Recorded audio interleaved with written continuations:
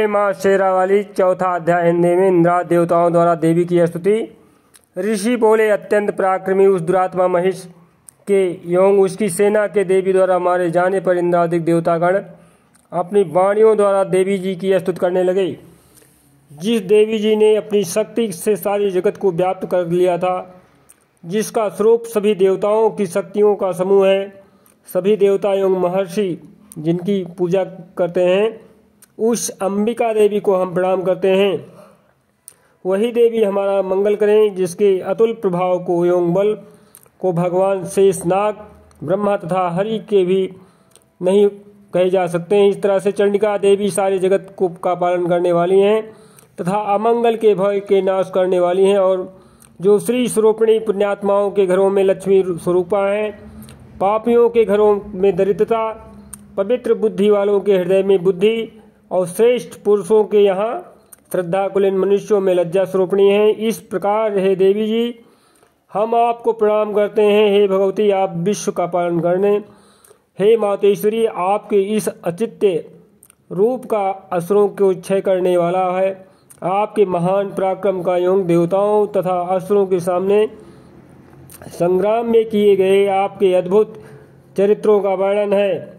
हम किस प्रकार कह सकते हैं कि हे भगवती, आप संपूर्ण जगत का कारण है और सत्व रजतम इन तीनों गुणों वाली हैं, और इस तरह से जो है आप संपूर्ण ब्रह्मांड में व्याप्त हैं। आप यज्ञेय हैं, दोनों दोषों को, सभी के दोषों को दूर करने का कारण भी हैं, और दोषों के कारण हम लोग आपको नहीं जान सकते हैं। हम तो क्या, आप स्वयं विष्णु शिव आदि भी आपका पार नहीं पा सकते हैं। आप सबकी आश्रय हो माता, एवं आप आद्या अव्याकृत प्राकृति हो।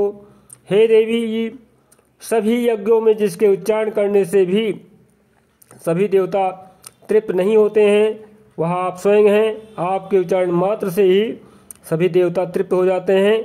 वह आपका स्वरूप स्वाहा है और मुक्ति का कारण आप हो। आप अचिंत्य महाव्रत स्वरूप हो और संपूर्ण दोषों से रहित इंद्रियों को वश में करने वाले, तत्व को ही सारे जानने वाले मोक्षार्थी मुनिजन जिसका आश्रय लेते हैं और अभ्यास करते हैं, वह देवी भगवती परा विद्या आप हो।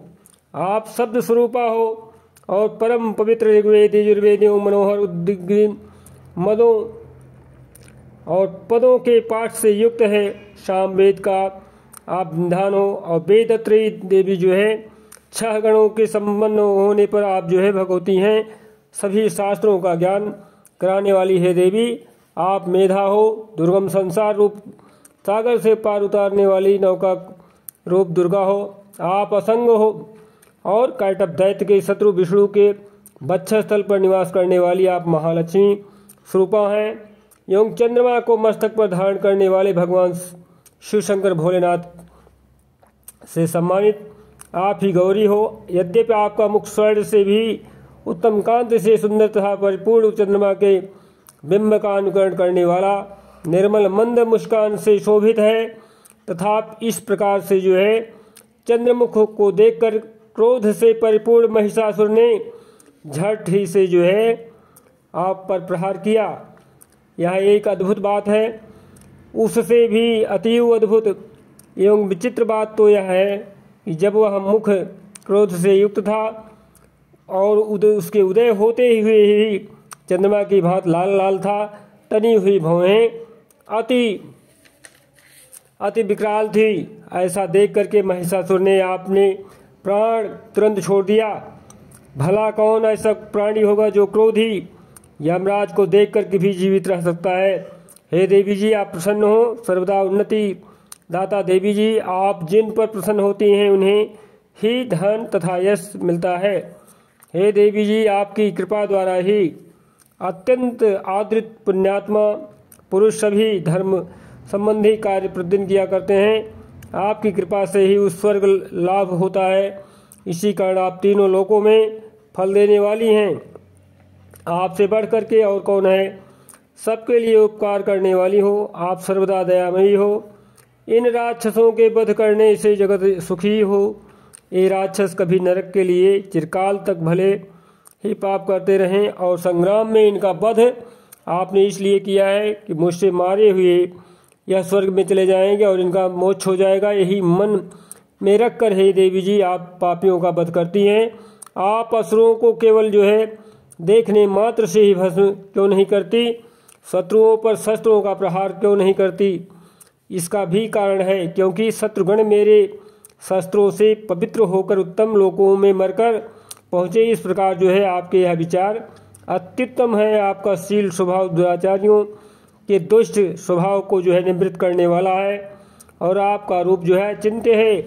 उसकी अन्य किसी के साथ तुलना करना व्यर्थ है, अर्थात तुलना नहीं किया जा सकता है। आपका पराक्रम दो देवताओं के पराक्रम को नाश करने वाला है, दैत्यों का नाश करने वाली देवी। इस प्रकार आप शत्रुओं पर भी दया किया करती हैं और आपके महान पराक्रम की तुलना कौन कर सकता है देवी? किसके साथ हो सकती है? अन्यथा कोई ऐसा है नहीं। और आपके रूप भी तो परम मनोहर हैं, परम शत्रुओं को भयदायक। हे वरदायिनी, त्रिलोकी भर में यह आप में ही दिखाई देता है। हे देवी जी, शत्रुओं का नाश करके इस सारी त्रिलोकी की आपने रक्षा की है। संग्राम भूमि में उन दैत्यों का नाश करके उन्हें स्वर्ग में पहुंचा दिया और यह हमारा भय भी दूर कर दिया, जो कि हमें अत्यंत उन्मत्त दानव डराया करते थे। हे माता, आपको नमस्कार है। हे देवी, हमारी शूल से रक्षा करें एवं घंटा के शब्द तथा धनुष की टंकार से भी हमारी रक्षा कीजिए। हे चंडिके, पूर्व पश्चिम उत्तर दक्षिण सभी दिशाओं में हमारी रक्षा कीजिए। अपने त्रिशूल को घुमा घुमा करके उत्तर में भी हमारी रक्षा कीजिए। ऋषि बोले। ऋषिवाच इस प्रकार देवी जी की देवताओं ने स्तुति की और नंदन वन में उत्पन्न हुए फूलों तथा गंध चंदन आदि से जगत की माता की पूजा की। सभी देवताओं ने भक्तिपूर्वक दिव्य धूपों द्वारा अर्चना की। तब देवी प्रसन्न मुख होकर के उन देवताओं से बोली, हे सभी देवी देवताओं, अपनी अभिलाषा के अनुसार आप सब हमसे वरदान मांगो। देवता बोले, हे भगवती माता, आपने तो हमारी सभी मनोकामनाएं पूर्ण कर ही दी हैं, कुछ भी बाकी नहीं है। हमारी इस महिषासुर शत्रु का आपने वध कर दिया है माता। फिर भी यदि प्रसन्नता पूर्वक हमें वरदान देना चाहती हैं तो हे माता, यह वर दीजिए। जब जब भी हम आपका स्मरण करें तब तब हमारी बड़ी बड़ी आपत्तियों द्वारा विपदाओं को दूर करें। हे प्रसन्न माता, मातेश्वरी, जो भी मनुष्य इन स्तुतियों द्वारा आपकी स्तुति करे उसकी समस्त मनोकामनाओं को पूर्ण करें। मातेश्वरी रूप में संपूर्ण ब्रह्मांड विचरण करने वाली माता, आपकी जय हो। वित्त ऋषि विभव दीजिए। हे अंबिके, हम पर सदा प्रसन्न रहिए। ऋषि बोले, राजन, जब देवताओं ने अपने तथा जगत के कल्याण के लिए इस प्रकार वर मांगा तब उन्हें तथास्तु कह करके भद्रकाली अंतर्ध्यान हो गई। हे राजन, पूर्व काल में तीनों लोकों का हित चाहने वाली देवी का देवताओं के शरीर से जैसा प्राकट्य हुआ वह सारी कथा मैंने कहा सुनाई। इस प्रकार से चौथा अध्याय संपूर्ण हुआ। बोली शेरावाली मैया की जय।